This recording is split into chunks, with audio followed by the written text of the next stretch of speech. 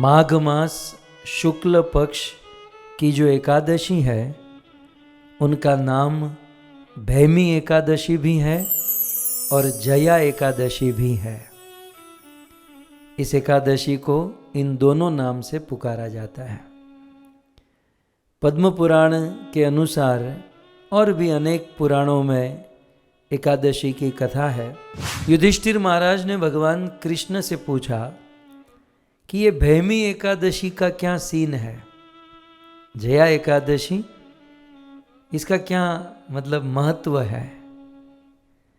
स्वयं भगवान श्री कृष्ण इस जया एकादशी भैमी एकादशी के विषय में कहते हैं कि यह एकादशी पाप नाशिनी, सर्वश्रेष्ठ, पवित्र, काम पूर्ण करने वाली, मोक्षदायिनी, यहाँ तक ब्रह्म हत्या का पाप भी क्यों न हुआ हो, ब्रह्म हत्या पाप निवारण करने वाली।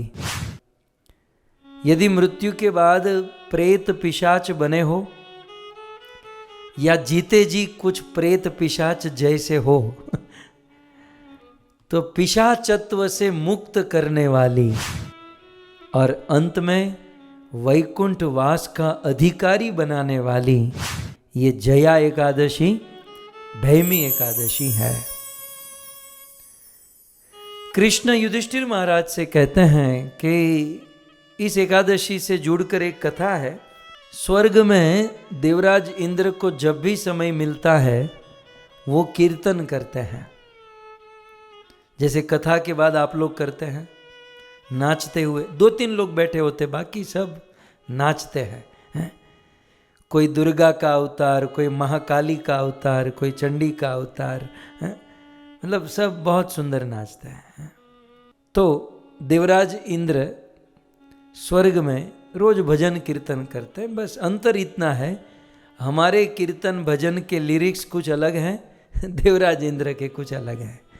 लेकिन स्वर्ग में बहुत सुंदर गाते हैं। स्वर्ग के बहुत सुंदर गायक है जिसका नाम है पुष्पदंत। पुष्पदंत की बहुत सारी रचनाएं हैं।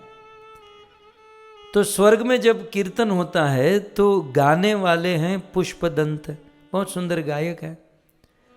और उस पुष्पदंत का एक पुत्र है जिसका नाम है माल्यवान। माल्यवान। तो एक दिन पुष्पदंत अपने पुत्र माल्यवान को लेकर इंद्र के कीर्तन में आए। कीर्तन की जो आयोजन होता है ना, तो उसमें आए। और दूसरी ओर स्वर्ग में संगीत बजाने वाले संगीतकार, बहुत उत्तम श्रेष्ठ संगीतकार है चित्रसेन। तो संजोग क्या बना, चित्रसेन आज अपनी पुत्री को लेकर आए और इसका नाम था पुष्पवती। तो गायक पुष्पदंत अपने पुत्र माल्यवन को लेकर आए और संगीत बजाने वाले चित्रसेन अपनी बेटी पुष्पवती को लेकर आए। अब ये दोनों बंदे बंदी नहीं थी, नए थे।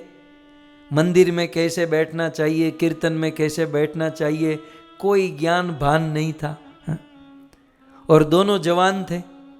पुष्पदंत का बेटा माल्यवान और चित्रसेन की बेटी पुष्पवती, दोनों जवान थे।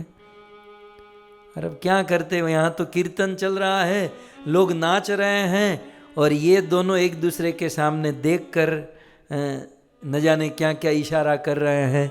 आप में से कुछ लोगों को अनुभव होगा, कुछ लोगों को। तो ये करो, लेकिन ये सब गार्डन में करो, बगीचे में करो, इसके स्थान कुछ अलग होते हैं। मंदिर में आकर, कीर्तन कथा में आकर ये सब करना, ये ठीक नहीं है। ये तो बहुत बड़ा जघन्य पाप है। अब दोनों एक दूसरे के सामने इशारा कर रहे थे। इशारा तो छोड़ो, यहाँ तक खत्म हो जाता ठीक था। दोनों खड़े हुए नाचने लगे।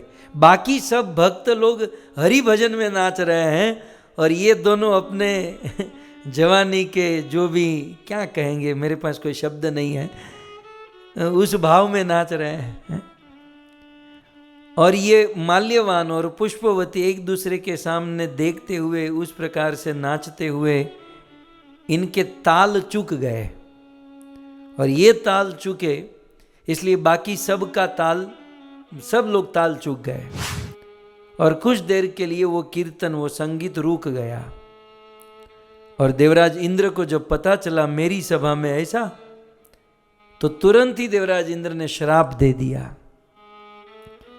कि तुम लोग हैं, ये दोनों के बेटे हो और जवान हो तो क्या हो गया, तुम इस प्रकार की हरकत कर रहे हो, जाओ मैं तुम्हें श्राप देता हूं, दोनों पिशाच बन जाओ, प्रेत बन जाओ।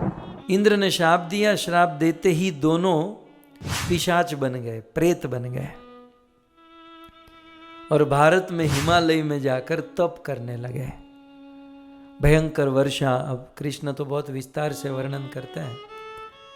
भयंकर वर्षा चल रही थी, आंधी ओले तूफान चल रहा था, बर्फीली ठंड थी और इन दोनों को बड़ा कष्ट होने लगा, बहुत कष्ट झेले जा रहे थे।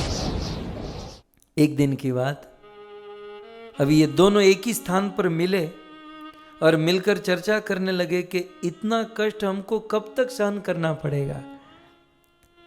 तब पुष्पदंत के बेटे माल्यवन ने कहा कि भाई हमने पाप किया है और पाप का पश्चाताप तो करना ही चाहिए। सो भूखे प्यासे तप करने लगे। और क्या हुआ, कृष्ण युधिष्ठिर से कहते हैं कि युधिष्ठिर, जिस दिन इन्होंने भूखे रहकर तप किया उस दिन अनजाने से आज का दिन था, माघ मास की शुक्ल पक्ष की एकादशी का दिन था। प्रेत योनि में थे, भूत प्रेत पिशाच शरीर में थे, लेकिन अनजाने में, जानबूझकर अनजाने में आज का दिन भूखे रह गए। और क्योंकि दिन भर खाया नहीं था तो रात को नींद भी नहीं आई, एकादशी का जागरण भी हो गया। तो एक दिन, आज के दिन जया एकादशी, भैमी एकादशी का उपवास किया, जागरण किया। इसके प्रभाव से इनका पिशाचत्व खत्म हो गया और पुनः स्वर्ग में वापस आ गए।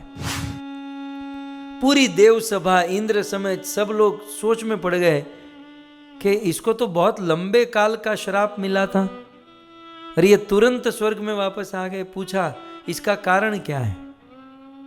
कारण यही है कि हम लोग पिशाच बनकर भारत में थे, खाना पीना कुछ नहीं मिल रहा था, एक दिन तपस्या कर रहे थे और उस दिन अनजाने में हमने भैमी एकादशी, जया एकादशी व्रत का पालन किया और उस एक एकादशी के पुण्य प्रभाव से पिशाचत्व निकल गया।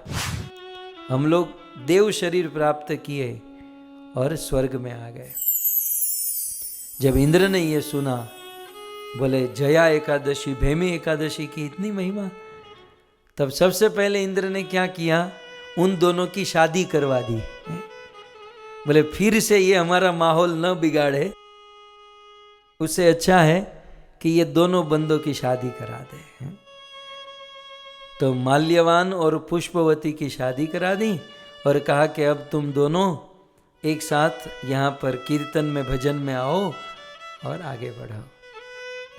कृष्ण कहते हैं कि युधिष्ठिर, एकादशी व्रत का तो फल है ही, लेकिन यदि कोई व्यक्ति इस एकादशी व्रत महात्म्य की कथा सुन लेता है तो उसे यज्ञ करने का फल प्राप्त होता है। श्री भैमी एकादशी की जय, जया एकादशी की जय।